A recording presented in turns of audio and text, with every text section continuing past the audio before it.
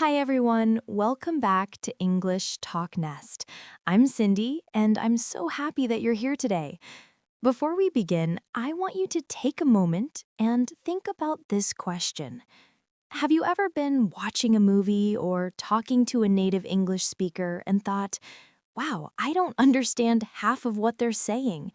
You know the words, you've studied the grammar, you've even watched English videos for hours. But somehow, when real people talk, it feels like their words melt together into one long sound. You catch a few pieces here and there, but by the time you figure out one phrase, they've already moved on to the next. If that's ever happened to you, I want you to know something important. You are not bad at English. You're just hearing real English, and that's exactly what we're going to talk about today. In this lesson, I'll help you understand why native English sounds so fast and confusing, and I'll show you simple, practical steps you can start using right after this video to train your ears and your brain. I promise, by the end of this session, you'll see that understanding native speakers is not magic. It's a skill, and like every skill, you can build it with the right kind of practice. So stay with me, relax, and let's have some fun. All right, let's begin with something you've probably noticed already. The English you learned from books or classes doesn't sound the same as the English you hear in real life. In your textbook, everything is clear. Every word is separate, every sentence is perfect, every verb is complete. But when people talk, it's like the rules disappear. Words connect, sounds change, and sometimes whole syllables disappear. Let me show you what I mean.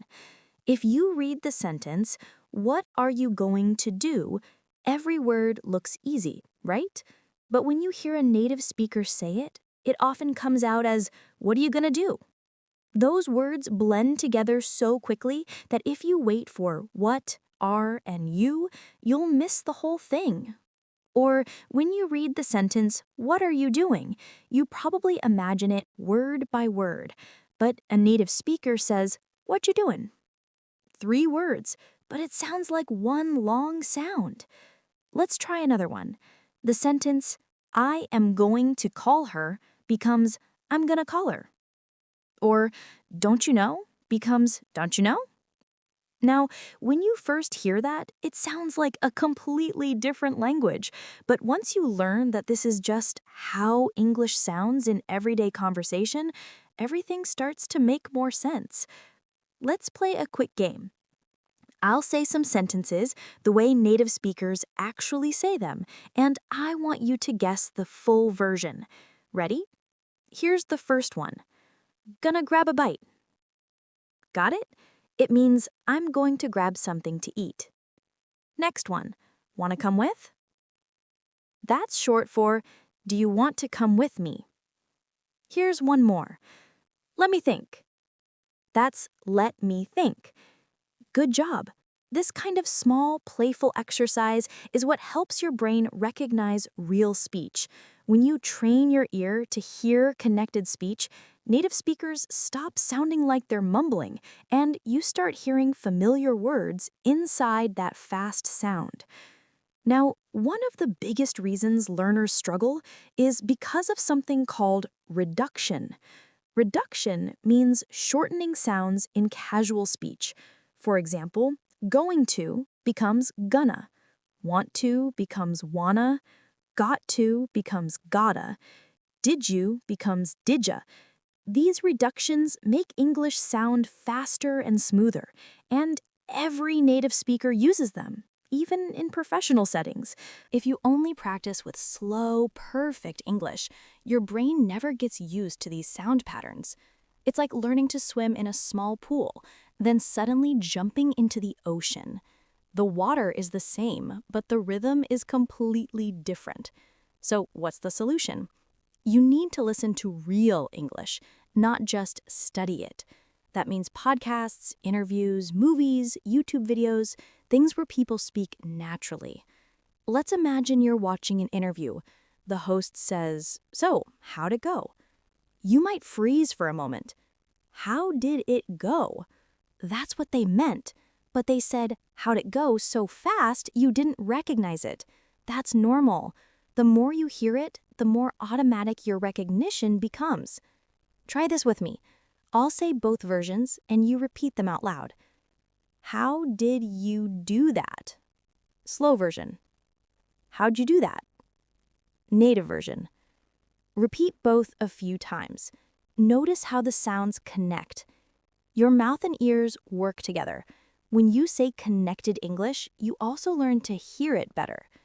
Now, another reason English feels hard is vocabulary overload, but not in the way you think. You probably know thousands of words already. The problem is that native speakers often use different words or shorter expressions than what's in your vocabulary book. For example, you learned, "I am very tired," but natives usually say, "I'm beat."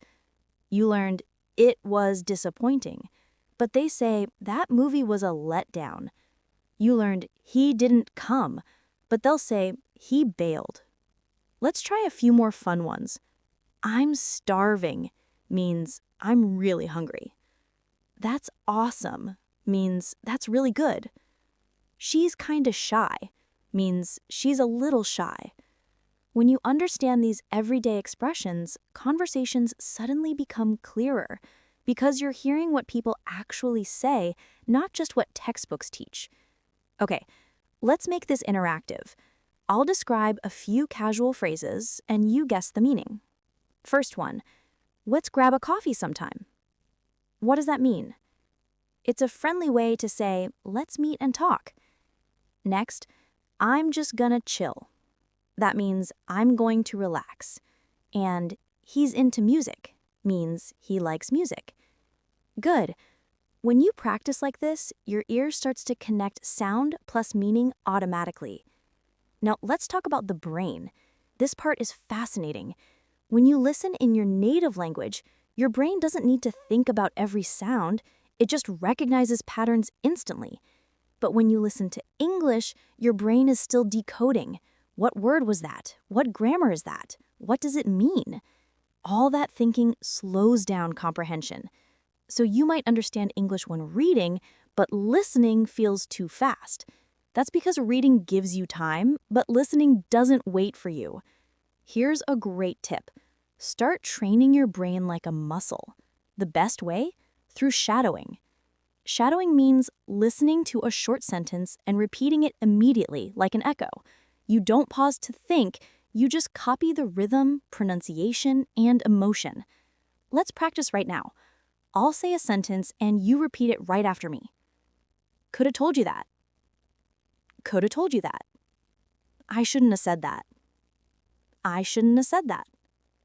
"I don't know." "I don't know." "I gotta go." "I gotta go." "Wanna hang out?" "Wanna hang out?" Excellent. Don't worry about sounding perfect. The goal is rhythm and flow.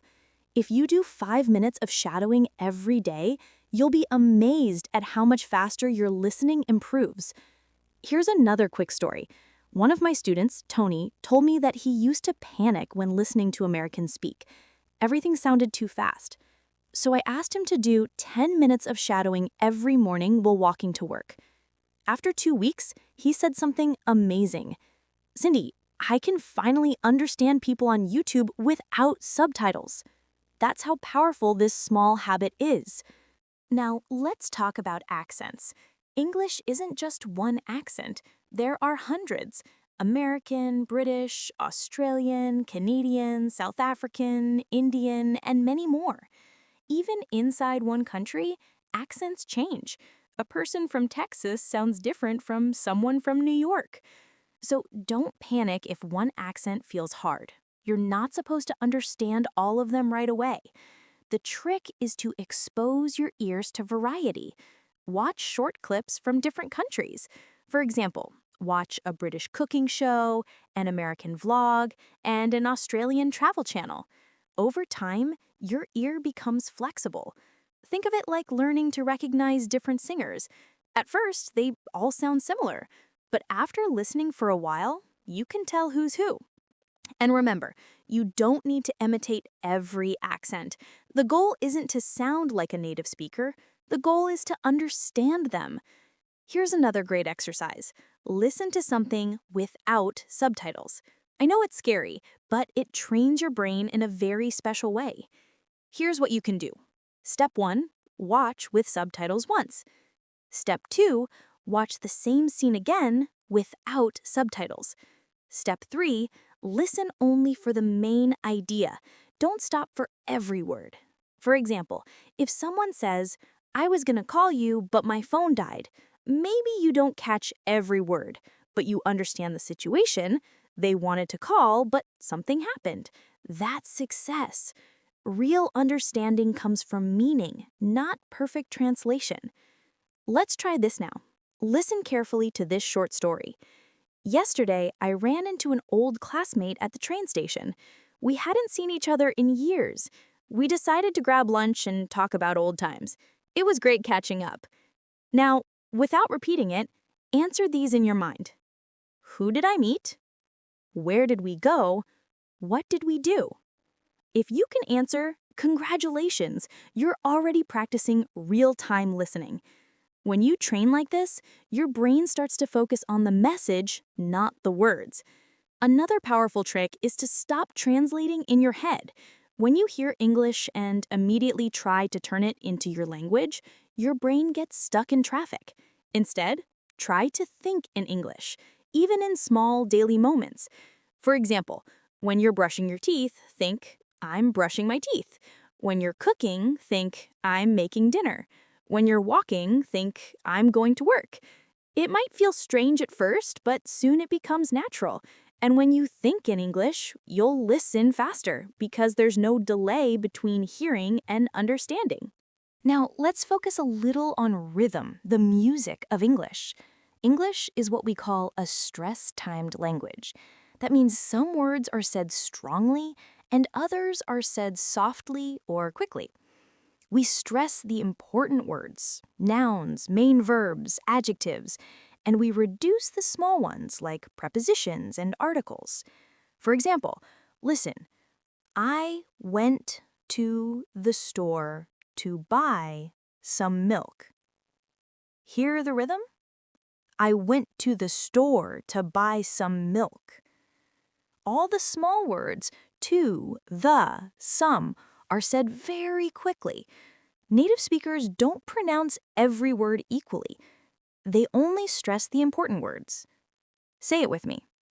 I went to the store to buy some milk. I went to the store to buy some milk. Here's another. She's been working on that project all day. We stress working, project, and day. Try it. She's been working on that project all day. She's been working on that project all day.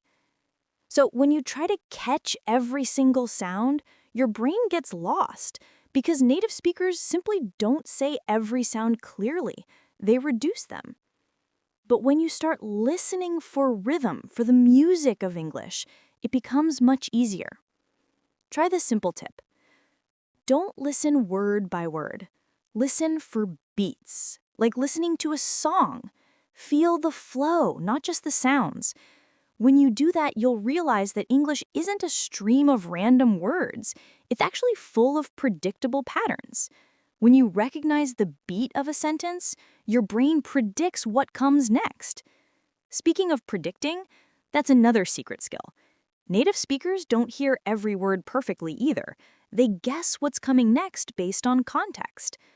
For example, if someone says, "I'm going to the," your brain starts guessing. Store, gym, office, park. Exactly. This little trick helps your listening speed up because your brain is already ready for what's next.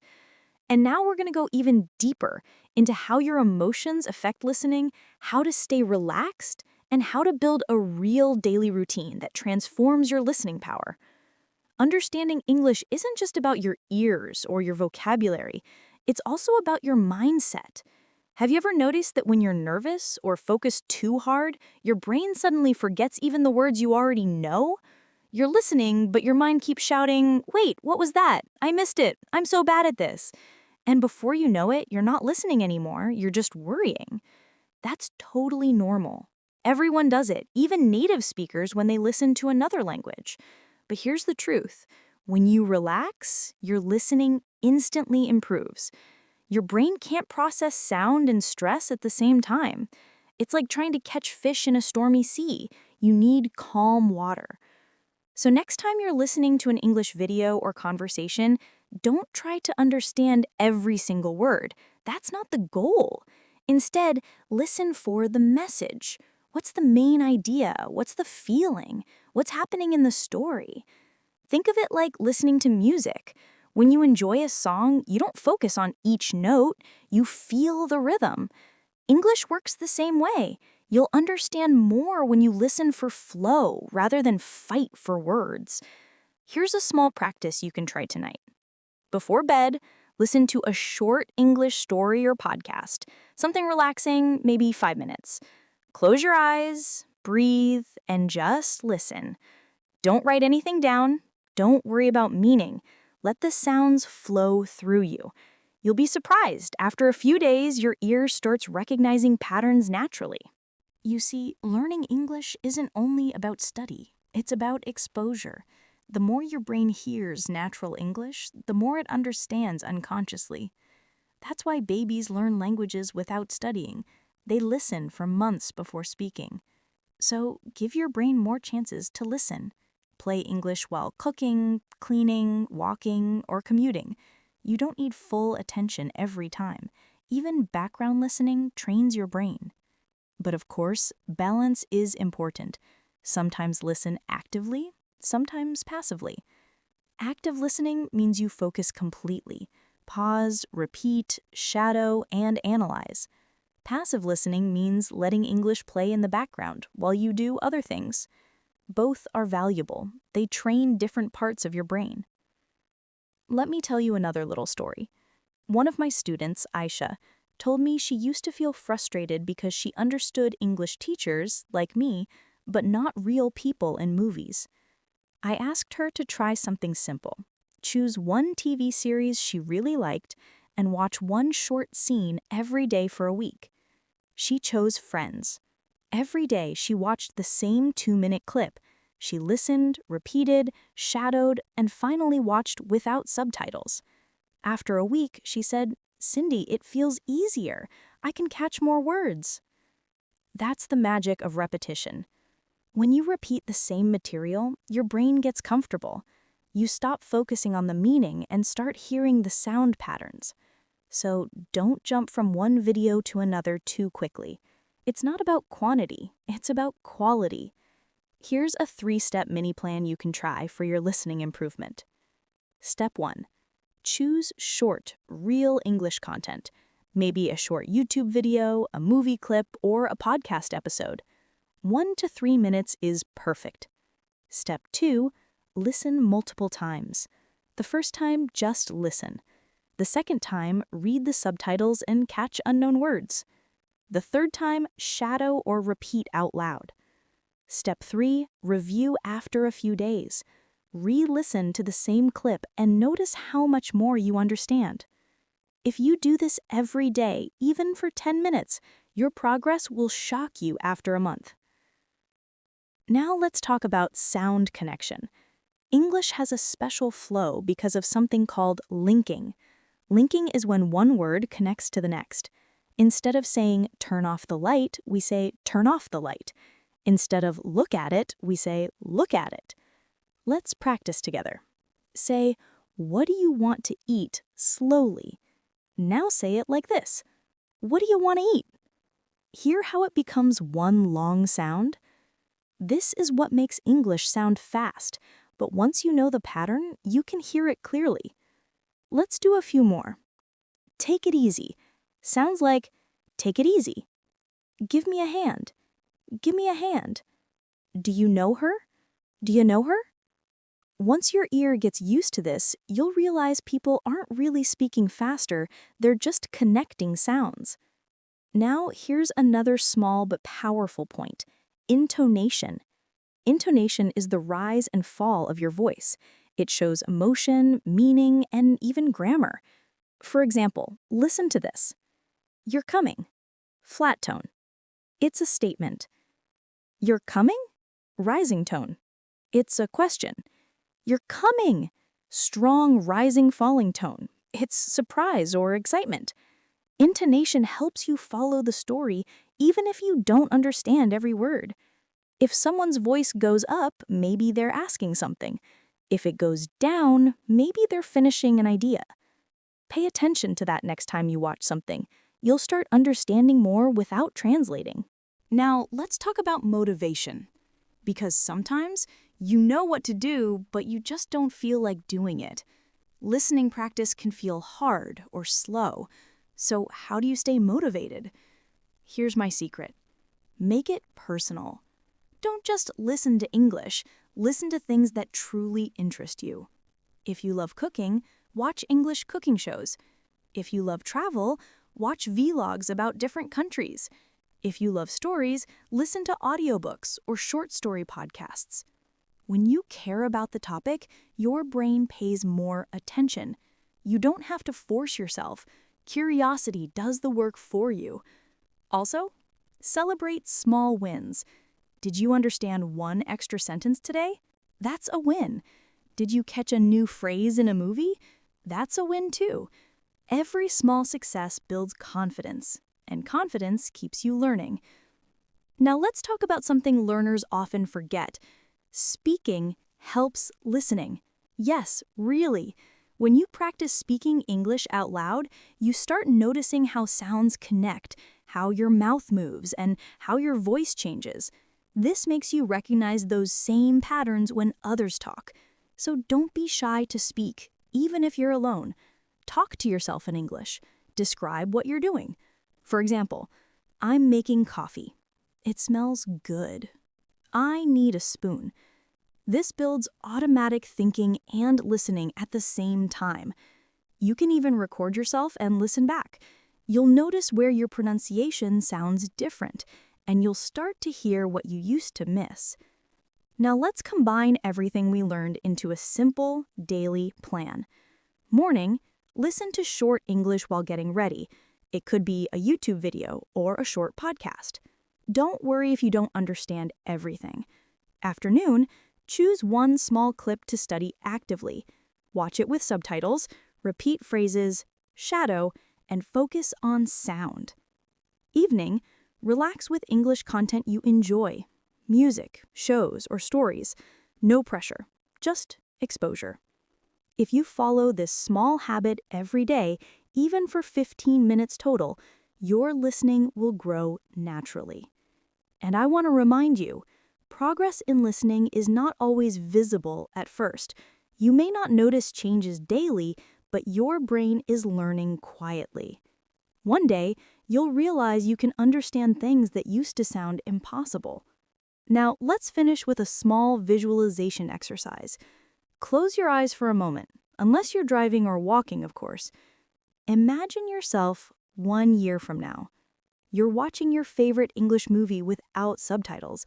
You're smiling because you understand the jokes, the rhythm, the emotion. You can follow conversations easily. You're confident, relaxed, and proud of yourself. That version of you already exists. It's just waiting for you to practice a little bit every day. So the next time you feel lost when listening to English, remember this. You're not behind. You're in progress. Every minute you listen, you're training your ear, your memory, your rhythm.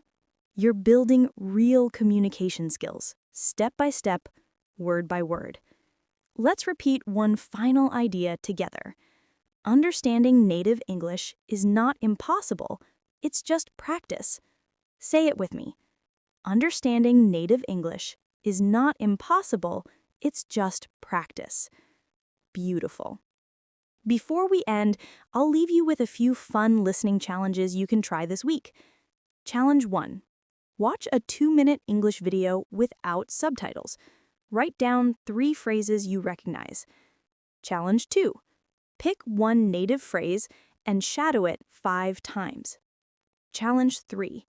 Talk about what you listen to for 30 seconds in English.